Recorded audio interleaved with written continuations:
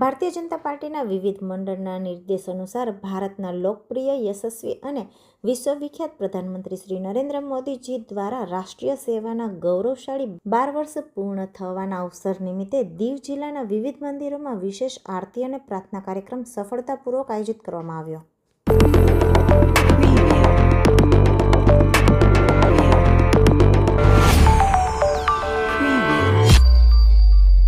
કેન્દ્રશાસિત પ્રદેશ દીવ ખાતે આજે આપણા લોકપ્રિય પ્રધાનમંત્રી શ્રી નરેન્દ્ર મોદીજીએ દેશના ઇતિહાસમાં સૌથી લાંબો સમય સતત સેવા કરનારા ચૂંટાયેલા વડાપ્રધાન બનવાનું પરમ ગૌરવ પ્રાપ્ત કર્યું છે. આ ઐતિહાસિક ક્ષણને વધાવવા માટે દીવ જિલ્લા ઘોઘલા, વણાકબારા, દીવ, સાઉદવાડી વગેરે જગ્યાના વિવિધ મંદિરોમાં ભક્તિ અને ઉત્સાહનો એક અનોખો માહોલ જોવા મળ્યો હતો. પીએમ નરેન્દ્ર મોદીના દીર્ઘ આયુ, સુખાકારી, ઉત્તમ સ્વાસ્થ્ય અને અવિરત રાષ્ટ્ર સેવા માટે મહાઆરતી અને પ્રાર્થનાનું દિવ્ય આયોજન કરવામાં આવ્યું હતું. ડમરૂના નાદ, શંખ ધ્વનિ અને હર હર મહાદેવના જયઘોષ સાથે સમગ્ર મંદિર પરિસરો ગુંજી ઉઠ્યા હતા. આ દિવ્ય પ્રસંગે સંગઠનના હોદ્દેદારો, ચૂંટાયેલા તમામ જનપ્રતિનિધિઓ અને સેંકડો કાર્યકર્તાઓ, બહેનો અને ભાઈઓ ઉપસ્થિત રહી વડાપ્રધાન શ્રીના વિકસિત ભારતના સંકલ્પને નવી ઉર્જા આપી હતી.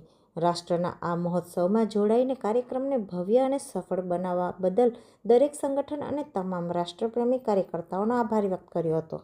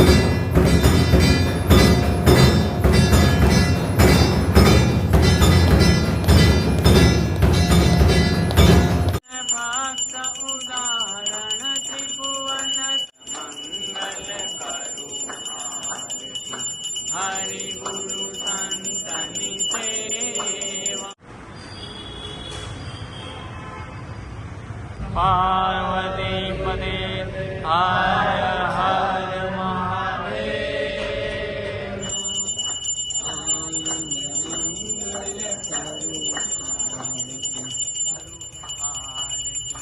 हरि गुरु संतनि सेवा આવ્યા દર્શન દેવા આનંદ મંગલ કરું.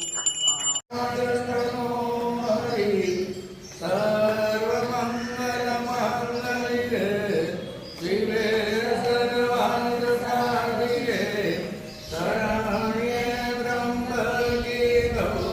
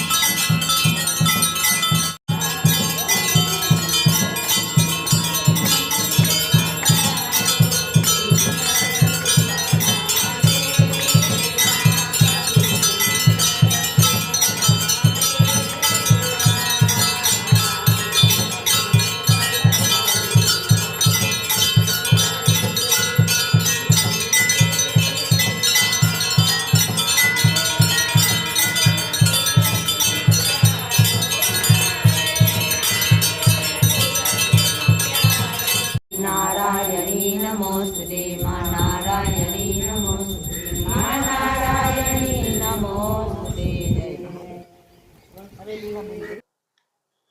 નમસ્કાર. ભારત માતા કી જય. વંદે માતરમ. આજરોજ ભારતીય જનતા પાર્ટી તરફથી શ્રી માનનીય વડાપ્રધાન શ્રી નરેન્દ્રભાઈ મોદીજીના 12 વર્ષ સેવા ભાવ કૃતિ વર્ષ પૂરા થતા એના અનુસંધાનમાં ભારતીય જનતા પાર્ટીના કાર્યકર્તાઓએ આજ રોજ સાઉદવાડી ચંદ્રેશ્વર મહાદેવ મંદિરમાં આરતીનું આયોજન કરી તેમના દીર્ઘ આયુષ્ય માટે અને તેઓ સારી એવી લાંબી રાજનીતિ કરી શકે તેવી અમે પ્રાર્થના અર્ચનાનો કાર્યક્રમ રાખેલો હતો.